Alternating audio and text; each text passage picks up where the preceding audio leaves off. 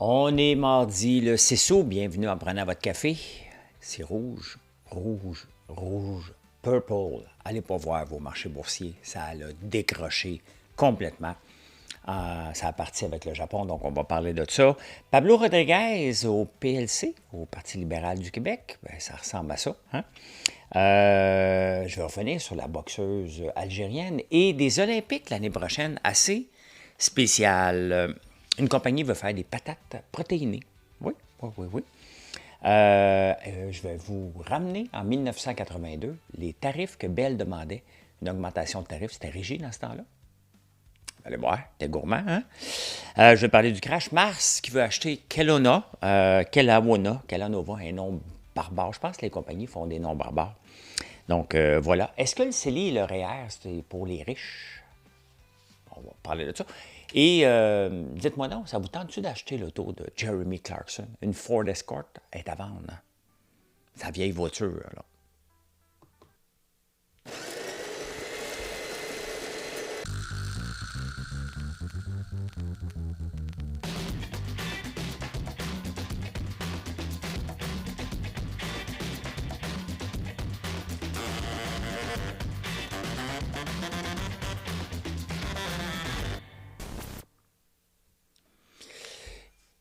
J'ai beaucoup de gens qui m'écrivent en privé. J'ai développé beaucoup d'amitié au fil des années. Des fois, c'est pas par amitié, c'est pour me demander des conseils, me donner votre avis sur une nouvelle. Bref, j'ai eu beaucoup, beaucoup d'échanges sur ma page Facebook privée.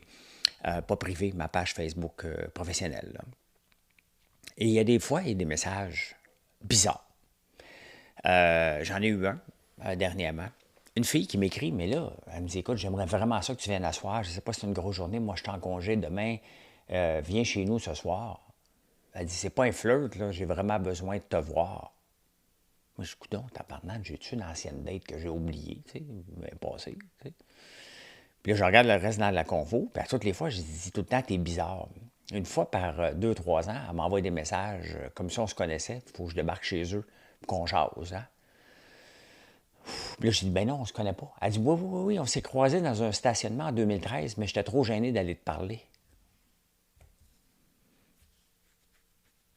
Tabarnouche. Je reste toujours poli. Je peux comprendre que c'est pas normal, ce genre de conversation-là. Vous allez comprendre, mais qu'est-ce que je fasse? Je vais revenir sur la boxeuse aux Olympiques, qui est un homme, qui est une femme. Il y en a deux, hein, une chinoise puis une Algérienne. Ils ont été acceptés par le comité olympique. Donc, ils risquent de gagner leur médaille dans leur catégorie. Ça, c'est aux Olympiques à décider de ça. Moi, j'essaie de penser à la personne. Quand ils se sont inscrits, quand ils ont choisi le sport de la boxe, alors qu'il y avait le chromosome XY, ils savaient bien qu'il était pour avoir des critiques, là. Hein? Ils auraient pu choisir le ping-pong, ils auraient pu choisir le basketball, ils auraient pu choisir un paquet d'autres sports. Ils ont choisi la boxe. Ils ont bien vu qu'ils dominaient. S'ils sont aux Olympiques, c'est parce qu'ils dominent leur catégorie dans leur pays. Donc, est-ce qu'ils le font pour aller chercher une médaille ou inconsciemment? Tu sais, à un moment donné, ces gens-là doivent être à l'abri de la critique parce que c'est bien évident qu'ils étaient pour avoir de la critique. C'est bien évident qu'on voit la différence. Donc, peu importe, là, je ne veux pas juger, on ne le sait pas exactement, le chromosome XY, mais techniquement, être une femme, c'est dur à tout comprendre pour nous autres, mais elle a été acceptée selon les critères du comité olympique. Donc, that's it. Ils ont été refusés au niveau de la boxe, mais je pense aux deux personnes, les deux humains derrière ça. Tu sais, à un moment donné, il ne faut pas que tu pleures. Là. Tu l'as accepté. Tu savais que tu étais pour être sur le spotlight et fais juste fermer ta trappe, enjoy the ride, gagne ta médaille et that's it. Là. Après ça, le comité olympique va revoir, bien évidemment, ses règles concernant la testostérone. Hein? Et d'ailleurs, en parlant de testostérone, les Jeux olympiques sont à peine terminés, mais les CrossFit Games commencent ce jeudi. Et ça aussi, c'est quelque chose à voir. J'adore voir ça. Marilyn et moi, on écoute ça même en direct sur YouTube. Là. C'est des machines de guerre, ces personnes-là. Donc, ça va être intéressant à regarder. Mais ce qui va être encore aussi très intéressant l'année prochaine, c'est les Enhance Games, les Olympiques pour stéroïdes. Un promoteur qui, ça fait quelques années qu'il en parle, mais là, c'est pas mal officiel. Donc, tout le monde, tu veux te doper à l'os, tu veux lever, tu veux courir en 5 secondes parce que tu as des choses bioniques d'impact, ils vont permettre tout. C'est pas des choses qui vont durer à vie, là. Mais ça va être intéressant à voir jusqu'où la bêtise humaine va aller ou la technologie. Hein, il y a des choses techniques qui vont aider la biomécanique, puis il y en a d'autres qui vont arriver pompés à l'os avec des bras de 8 pieds de diamètre. Là. Ça va avoir aucun bon sens. Mais bref, hein, euh, on va les mettre. Tous ceux qui ont dit non, moi je triche pas, mange des œufs le matin. Là, on va voir combien d'œufs tu manges. En parlant de manger, vous savez, l'aliment le plus consommé dans le monde, c'est le riz. Après, c'est le blé. Et le troisième, c'est les patates. Puis les patates poussent relativement facile dans des sols arides. Le problème avec la patate, c'est sa mauvaise réputation. Hein? Si tu veux perdre du poids, tu coupes les pâtes, pain, patate, riz, tout ça. Là. Donc, tout ce qu'on mange le plus dans le monde a beaucoup de carbs, peu de protéines. Il y a une équipe, une compagnie qui a décidé de pousser des nouvelles patates, donc d'avoir des patates plus protéinées, d'avoir moins d'amidon et d'avoir plus de protéines. Ben, tu sais, puis ça va arriver, là, parce que regardez, il reste qu'en faisant des recherches, on a développé le canola, qui a produit beaucoup d'huile, qui est maintenant devenue l'huile végétale par excellence pour, entre autres, faire de la friture. Donc, donc c'est intéressant. C'est intéressant parce que je me retiens de manger des patates. J'aime ça, là, mais c'est parce que ça me fait gonfler. Donc, je fais attention. Donc, s'il y a des alternatives. Et d'ailleurs, l'année prochaine, je veux mettre la main sur des patates bleues. Dans un documentaire que j'ai écouté sur Netflix sur les Blue Zones, une des places où ce qu'ils mangeaient, qui était bon, ben, ils faisaient plusieurs exercices, mais entre autres, le lien commun était la patate bleue. Comme une patate douce, mais bleue. Donc, c'est intéressant. Il y a un paquet de choses que je commence à quand j'écoutais ça, bien, que je mets dans mon style de vie pour bien vieillir, bien évidemment. Là. Donc, intéressant. Eh bien, quelle surprise! Bon, encore un problème de crayon le matin. Ah bon, ben, mes crayons lâchent tout. L'Ukraine qui est en défaut de paiement. Ils ont des dettes. Faut-tu se surprendre? L'Ukraine qui quête de l'argent sans arrêt. C'est bien évident qu'à un moment donné, il était pour devenir en défaut de paiement. Là. C'est sûr que si tu vas chercher par semaine un 90 millions quelque part, bon. C'est bien évident que tu vas être en défaut de paiement. Bien, ils le sont. Donc, il ne faut pas être surpris. Il ne faut pas être surpris pantoute. Hein. Qu'est-ce que j'ai marqué d'autre? Qu'est-ce que j'ai marqué d'autre qui est intéressant? Ah, ben vous savez, ici, on essaie de travailler. La Suisse a implémenté dans certains pays la semaine de 30 heures. Au Canada, on a un problème de productivité majeur. Hein? Et qu'est-ce qu'on peut faire? Si notre productivité est trop faible, bien, pour concurrencer au point de vue mondial, il faut augmenter le nombre d'heures ou espérer un dollar faible. Bien, la Grèce, alors que la Grèce donnait des congés à un moment donné presque à tout le monde, sont rendus maintenant à 6 jours par semaine de travail. Et en Corée du Sud, le maximum d'heures de travail par semaine, c'est 52 heures. Et les cadres, maintenant, sont demandés de rentrer une 6e journée pour compenser la perte de productivité et augmenter le rythme, tout simplement. Donc, on revoit la semaine de 6 jours être implémentée à bien des endroits. Je ne suis pas pour ça, là. Hein? Même si je suis entrepreneur et je travaille 7 jours par semaine, c'est pas ça que je m'impose aux autres. Donc, mais ça se passe dans d'autres pays.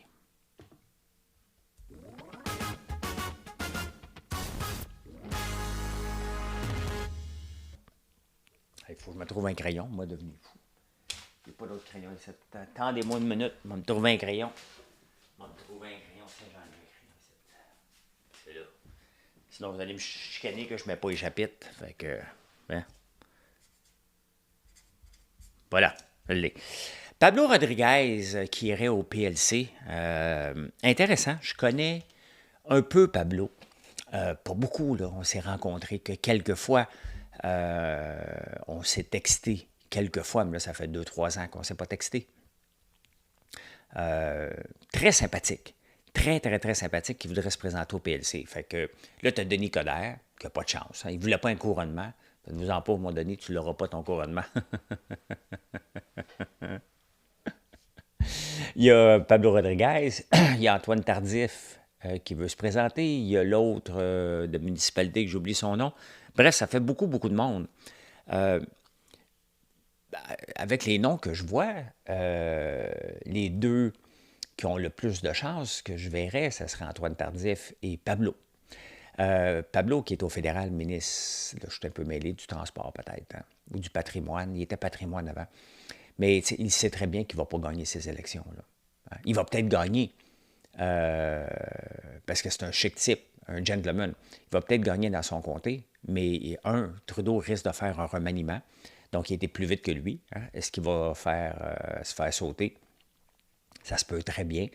En même temps, le Parti libéral du Canada ne gagnera pas les élections. Donc, ça va être Poilievre qui va y gagner. Donc, il sait qu'il s'en va dans l'opposition ou qu'il va perdre des élections. Donc, pourquoi ne pas essayer d'y aller? Moi, j'adore Pablo. Je l'adore vraiment, cette personne-là. C'est un chic type. Maintenant, son gros défaut, c'est qu'il vient d'un gouvernement dépensier. Et est-ce qu'il a la capacité au point de vue économique, au point de vue rassemblement, monter une équipe, Pablo est la personne, définitivement. Maintenant, est-ce qu'il a pris des mauvaises habitudes de Trudeau au fil des années? Et c'est ça qui m'inquiète dans le cas de Pablo et que j'aurais tendance à préférer quelqu'un d'autre que lui par rapport à ça. Donc, on va voir de toute façon. Hein, je ne vote pas libéral. Peut-être. Je pourrais voter libéral si c'est Antoine ou Pablo, mais Denis Coderre n'aura jamais mon vote. Là. Oubliez ça. Oubliez ça. Hein. La SPVM, ça a la vis avec les vélos électriques. Hein, parce que les vélos électriques, tu es obligé d'avoir un casque. Et il y a bien du monde qui ne porte pas de casque. Et qu'est-ce que dit Vélo Québec là-dessus? Hein? C'est inacceptable. On devrait laisser, les gens vont prendre moins le vélo. Là, à un moment donné, là, ils prendraient un vélo à pédale là, au lieu de prendre un vélo électrique. Mais à un moment donné, la règle, la loi est la loi. Et la loi doit être respectée. Puis elle dit, la seule façon qu'on devrait avoir moins d'accidents, c'est pas en forçant un casque, c'est en éliminant les autos de la ville. Si ils sont en train de devenir fous à Montréal. La mairesse Plante et elle sont en train de devenir débiles. Valérie Plante, là, elle pense qu'on l'a mis au pouvoir pour régler le climat. Elle a dit le climat, point final. OK? On ne l'a pas mis au pouvoir pour ça. Ça n'a pas été son mandat. Elle s'est auto-donné ce mandat-là. Oui, il faut prendre des précautions. Montréal, c'est une ville d'hiver. Une ville hivernale en premier lieu. Donc, c'est bien beau vouloir transformer la ville en grande piste cyclable, puis rêver. Là. La règle est là. La règle, elle dit, tu mets un casque, tu mets un casque. Point final. C'est ça. Le point final, là, Valérie Plante, là, c'est ça. Vélo Québec, sincèrement, là, j'ai le goût de te dire, ta boîte. OK? De demander de ne pas respecter le règlement. Le règlement est là. Et tomber à vélo, là, tu peux tomber sans vélo. Moi, j'ai eu plusieurs accidents en vélo. Et c'était moi la faute. Ou c'était quelqu'un d'autre en vélo. J'ai foncé dans un autre cycliste à un moment donné, il ne m'a pas vu. Je m'en fous, on va se le dire. Là. Pas ça par-dessus mes poignets. J'étais bien content d'avoir mon casque. Dans les triathlons, j'ai déjà pogné des débarques. C'était de ma faute aussi. Donc, il faut arrêter de mettre le dos sur les automobilistes tout le temps. On va rester une ville avec des autos, tout le temps, tout le temps. Et dès qu'un prochain maire va rentrer, il va faire le ménage dans cette folie-là, dans cette lubie-là, puis la règle est là, il faut qu'il la fasse respecter. Point final. Tiens.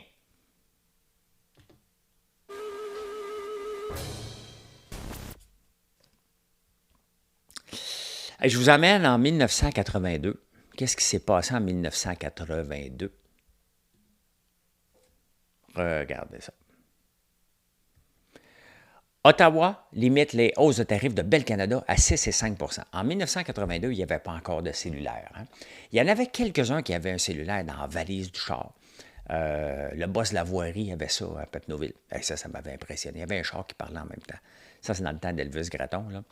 Donc, le cabinet fédéral a finalement décidé de faire un exemple de la compagnie Bell Canada dans sa lutte à l'inflation en annonçant hier que les hausses de tarifs consentis à la société à 82 seront limités à 6,5.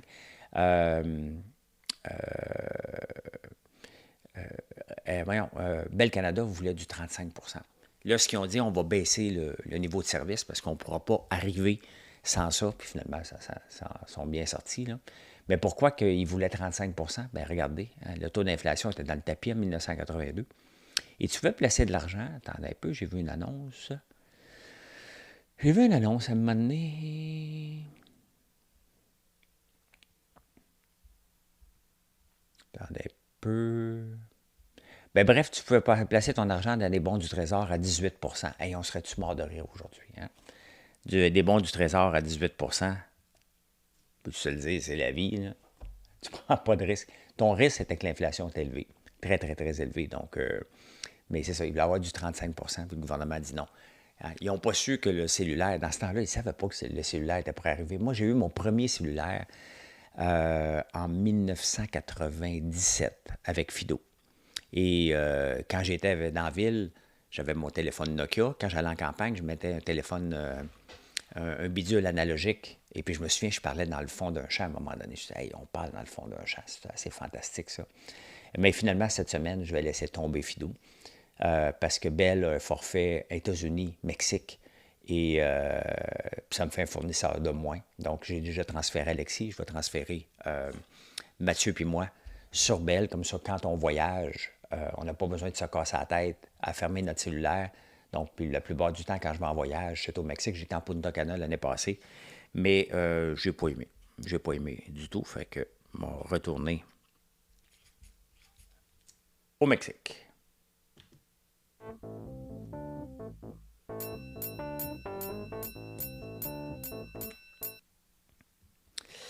Bien là, prenez une pause. C'est l'été. Hein? Il reste quelques semaines à l'été. Allez pas voir. Moi, non, je pense pas aller voir sur ma banque. Je vais demander à Marilyn qu'elle aille sur mon compte si j'ai des opérations à faire. Ça ne me tente pas d'aller voir parce que c'est décourageant. C'est décourageant. C'est un lundi noir qu'on a eu, rouge, un Black Swan. C'est la catastrophe, là. La crypto qui tombe. L'indice de la peur qui est à 105 %. Regardez ça. La dernière fois qu'il a monté aussi haut que ça, c'est quand on a eu la pandémie. Puis il continue à monter. C'est une vente de panique. Les gens vendent littéralement. Ce qui a déclenché ça, les chiffres pas aussi beaux qu'on pensait. Warren Buffett qui a envoyé un message en vendant 50 % de sa position dans Apple et il y a 277 milliards de cash. Ce gars-là contrôle littéralement l'économie mondiale parce qu'il dit, écoute, j'ai pas de deal en ce moment, tout est cher, donc j'accumule 277 milliards, pas millions, pardon. Donc, tout est beau. Hein? Tout est rouge, on parle, ça va finir à combien? Moins 5, moins 6, moins 7. On recule, si on regarde sur un an, le Nasdaq, on est encore en avance. Là. Sur un an, on a encore du 15 %. À court terme, on a perdu toute l'année au complet. Donc, c'est ça la bourse aussi. Hein?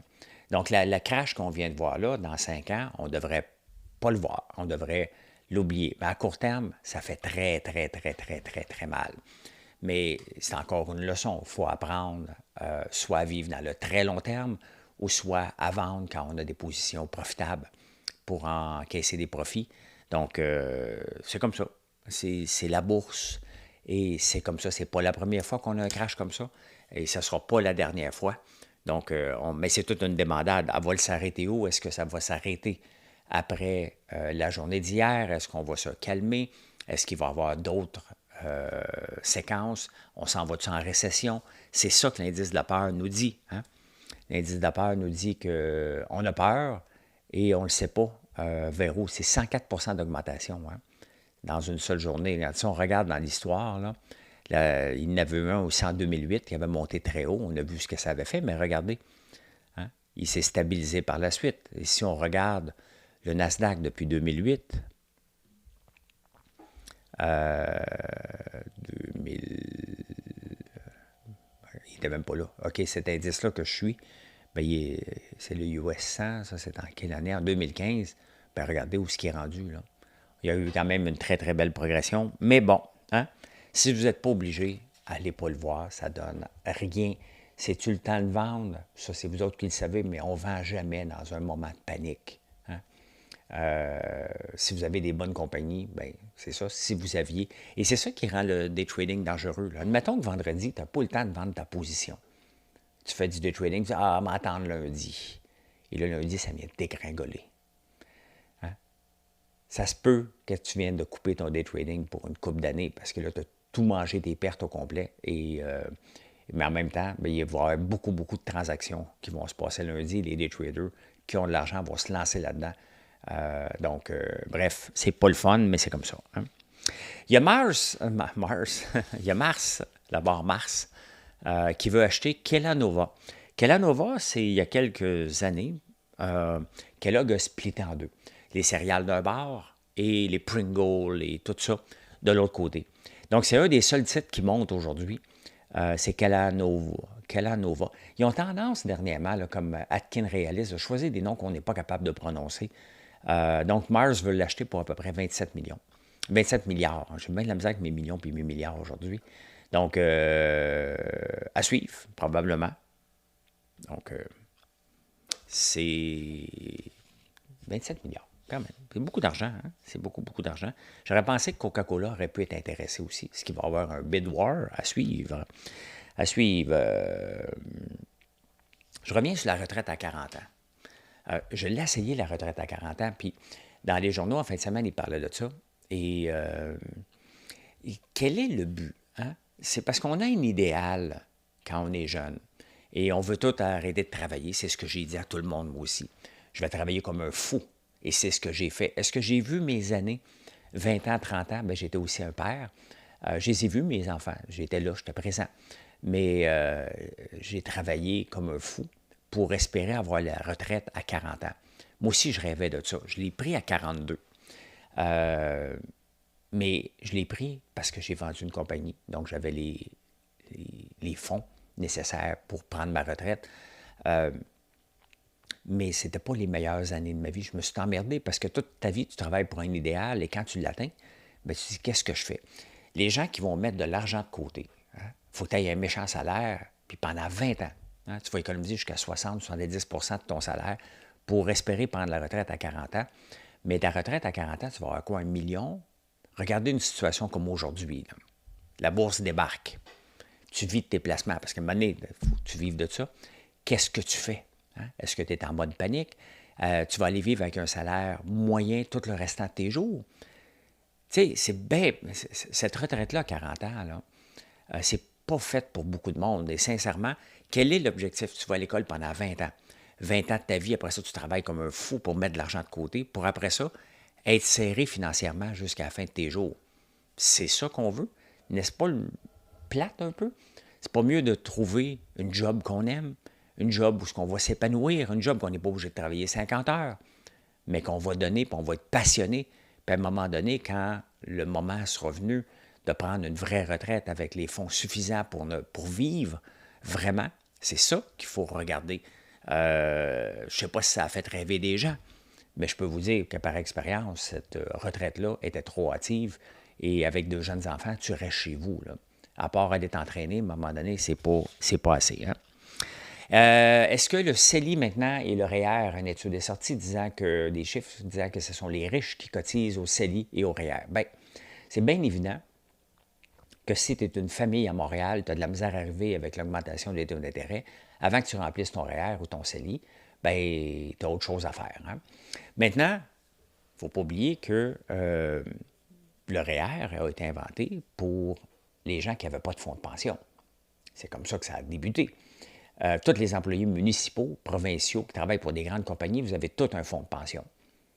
Donc, c'est bien évident que ta priorité de mettre un REER, sachant que tu as une pension en vie qui t'attend, bien, tu es moins élevé. Donc, ça ne veut pas dire que c'est réservé aux riches, le REER et CELI. C'est que les gens ont d'autres fonds de pension que les riches n'ont pas. Riche, entre guillemets, là. Ça ne prend pas grand-chose pour déclarer que quelqu'un est riche, là, ici. Là. À 75 000, 80 000 par année, tu tombes dans la catégorie riche. Et pourtant, tu ne vis pas richement, mais tu tombes dans la catégorie des riches. C'est bien évident que tu n'as pas de fonds de pension. Regardez comme Marilyn, elle n'a pas de fonds de pension. Il n'y a pas de fonds de pension chez nous. Donc, qu'est-ce qu'elle fait? Bien, elle met son REER, tout simplement. Elle n'a pas de fonds de pension.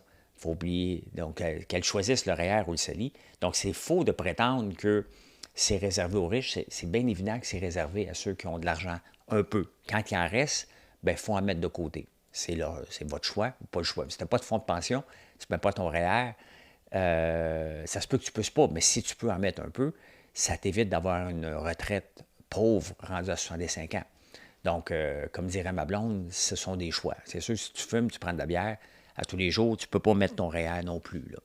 Donc, ma blonde a fait une priorité de remplir son REER. Elle tombe dans la catégorie des gens riches, selon la définition. Et elle ne l'est pas, elle est monoparentale. Donc, il faut faire attention de penser, c'est que les gens moins nantis, mais qui travaillent pour les gouvernements, ont un fonds de pension, donc ils ne pensent pas à mettre un REER. Donc, calmons-nous le pompon avec les clichés.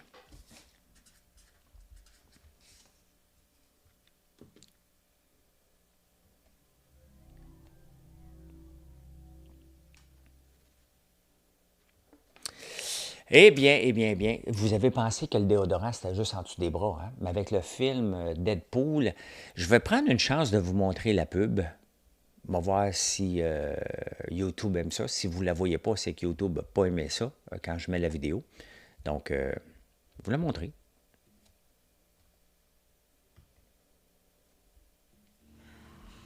My total body smells good.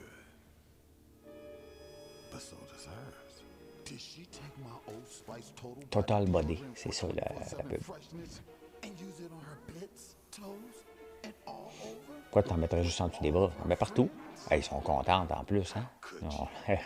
It has 24/7 freshness and it smells better than mine. How could that not?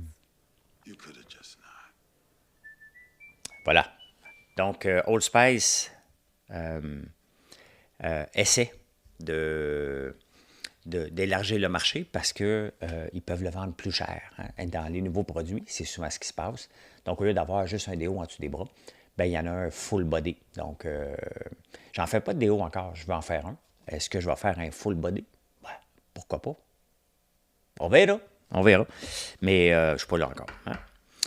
Une Ford Escort à 100 000, imaginez-vous que Jeremy Clarkson, qui est une méga vedette mondialement de Clarkson Farm, a déjà eu en 1982 une Ford Escort qui a 82 000 km et elle est à vendre maintenant, pas de lui, hein, dans un encan. Et tu peux l'acheter pour 65 000 pounds, donc à peu près 100 000 parce qu'elle a appartenu. Bon, on voit une photo avec lui, avec les cheveux frisés quand il était jeune, hein. Fait que voilà, si ça te tente de l'avoir, t'aimes Jeremy Clarkson. J'aime bien Jeremy Clarkson, mais pas pour acheter une Ford Escort, cependant, hein. Et je peux dire ceci. Mission accomplished. Merci d'être là, passez une excellente journée et allez pas voir vos placements. Mais non, fermez ça pour le mois d'août. Sell in May and go away, bien là, ça aurait dû être, puisqu'on essaie de prédire le moment, c'est Sell in July and go away, hein. C'est à peu près ça. Donc, bye, bonne journée.